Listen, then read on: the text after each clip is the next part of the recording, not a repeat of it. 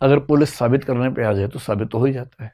तो हमारी कानून व्यवस्था ने, जो कि उस समय हमारे संविधान की बहुत सारी बातें ऐसी हैं जो 1935 के एक्ट में थी, इंग्लैंड के सिस्टम में थी, आईपीसी हमारा, सीआरपीसी हमारा, इंडियन एविडेंस एक्ट हमारा, ये सब उस समय की अंग्रेज शासकों ने बनाए जो इंग्लैंड के सिस्टम से मिलता जुलता था। जगह जगह इस बात की सावधानी रखी गई कि कहीं पुलिस थर्ड डिग्री का इस्तेमाल करके लोगों को मजबूर ना कर दे अपने अपराध मानने के लिए जो उन्होंने किए भी ना हो, तो उनको बचाना बहुत जरूरी है। तो हमारे संविधान में, संविधान क्या है? संविधान का मतलब है सबसे महत्वपूर्ण और सबसे बुनियादी कानून जिस पर देश चलता है। बाकी भी कानून है, पर बाकी कानून उसके नीचे है, उसके अनुसार चलते हैं, लेकिन सबसे महत्वपूर्ण जो कानून होता है उसको बोलते हैं संविधान या कॉन्स्टिट्यूशन। हमारे कॉन्स्टिट्यूशन में एक आर्टिकल है 20 और उसका जो तीसरा भाग है 20 क्लॉज 3 जिसको बोलते हैं, उसमें एक वाक्य लिखा हुआ है जिसका हिंदी सरल भाषा में भाव भी है कि अगर कोई व्यक्ति अभियुक्त है, आरोपी है, एक्यूज है, तो उसे स्वयं अपने विरुद्ध गवाही देने के लिए बाध्य नहीं किया जाएगा। Someone accused for any crime shall not be compelled to be a witness against himself. आप पर कोई आरोप लगा दिया किसी ने, आरोप तो कोई भी लगा सकता है, किस पे नहीं लगते आरोप। अब पुलिस ने कहा भाई तेरे ऊपर आरोप है चोरी का, इधर आ, तूने की है? आपने कहा नहीं। अच्छा, साइड वाले कमरे में चल। और वहां लाठी भाला तोप लेके आ गए, मार मार के अंत में आदमी को लगता है यार चोरी मान लेता हूँ, ठीक है, ये तो जान से मार देगा। हमने कहा हाँ मैंने चोरी की, मैंने चोरी की। बोले भाई हम तो पहले कह रहे थे, चल लिख के दे मैंने चोरी की। मैंने कहा मैंने चोरी की है। अदालत में देखा है, हाँ जी इसने चोरी की है, वो लिख के दे रहा, बोल भी रहा है, रिकॉर्डिंग में है इसकी पूरे से। जज ने कहा अच्छा तुमने चोरी की है? आप कह रहे हाँ जी मैंने चोरी की है, तो जाओ फिर 1 साल के लिए जेल में। हो गया फैसला, केस बंद, पुलिस इफेक्टिव है, जबरदस्त तरीके से काम चल रहा है। पर ऐसी व्यवस्था तो हम में से कोई नहीं चाहता। तो संविधान ने लिख दिया भाई कि अगर कोई व्यक्ति अभियुक्त है तो उसको अपने विरुद्ध गवाही देने के लिए बाध्य नहीं कर सकते।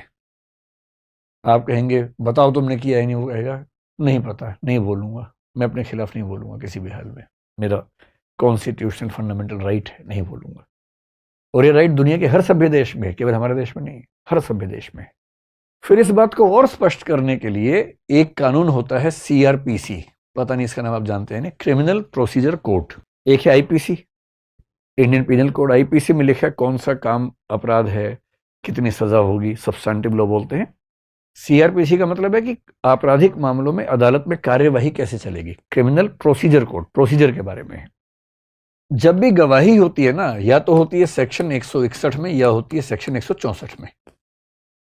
जब पुलिस गवाही लेती है तो 161 में लेती है, और जज जो गवाही लेता है वो 164 में होता है, जिसको मजिस्ट्रेट बोलते हैं, ये एडिशन मजिस्ट्रेट होगा। बहुत इंटरेस्टिंग बात है, पुलिस ने आपसे क्या कहलवा लिया उसकी कोई वैल्यू नहीं है, जीरो वैल्यू है। पुलिस ने आपको बुलाया पुलिस स्टेशन में, कहा मारूंगा कस के, बोल तूने चोरी की है, कुछ डरना नहीं है, बोलेंगे हाँ मैंने चोरी की है, लिख के देता हूं मैंने चोरी की है, उसकी कोई वैल्यू नहीं है, 1% वैल्यू उसकी नहीं। गवाही की वैल्यू केवल तब है जब वो सेक्शन 164 के तहत हुई हो, और 164 के तहत गवाही जो होती है वो मजिस्ट्रेट के सामने होती है, और मजिस्ट्रेट यानी कि जज, जो क्रिमिनल मामले में जज होता है उसको मजिस्ट्रेट बोलते हैं। और वो आपको सबसे पहले बोलेगा कि देखिए कन्फेशन करने की जरूरत नहीं है जब तक आपका मन न करे। कन्फेशन का मतलब आपने इकबालिया बयान की, हाँ मैंने जुर्म किया है। वो साफ साफ बोलेगा कि कानून व्यवस्था के तहत आप कन्फेशन करने के लिए मजबूर नहीं है, ये आपकी चॉइस का मामला है। हाँ मेरे सामने आप कन्फेशन करेंगे तो ये एक सबूत बन जाएगा आपके खिलाफ, आप नहीं करेंगे तो आपकी चॉइस है, हम बाध्य नहीं कर सकते आपको।